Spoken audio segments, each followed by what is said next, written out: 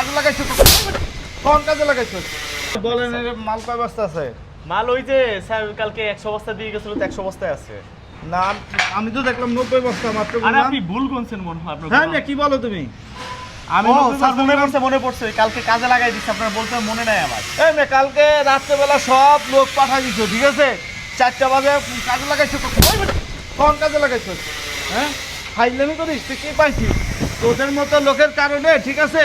মালিকরা সৎভাবে কাজ করতে পারে না থাকতে পারে না হ্যাঁ তোরা পাইছিস আস কি হ্যাঁ তোদের বেতন দিছি বোনাস দিছি তুই কি বেতন পাবি বোনাস পাবি তোর কি টাকা কম দেওয়া হয়েছে এক্সট্রা তোর পাঞ্জাবি কিনে দিছি তারপর তোর পরিবারের জন্য মার্কেট করে দিছি তারপরে তুই চুরি করিস কেন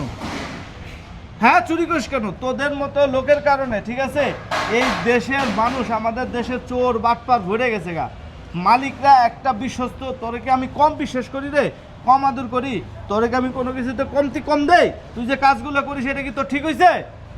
হ্যাঁ তুই 10 বস্তা সিমেন্ট ঈদের আগে একেবারে নাই করে ফেলাইছিস ঈদের লোকজন সব ছুটিতে বিদায়তে পাঠাই দিছি টাকা পয়সা দিয়ে সব ক্লিয়ার করে দিছি এরপরে তো তুই মাত্র ঈদ আসতে এখন তোর আসেও নাই লোক নাই কিছু নাই তুই 10 বস্তা সিমেন্ট খেয়ে ফেলাইছিস তাহলে তোর আমার সাইডে রেখে লাভ কি আমার তো মনে হয় তুই আমার বিল্ডিংটা পুরো খেয়ে ফেলাবি হ্যাঁ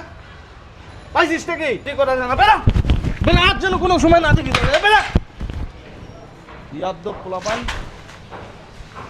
এক কাপ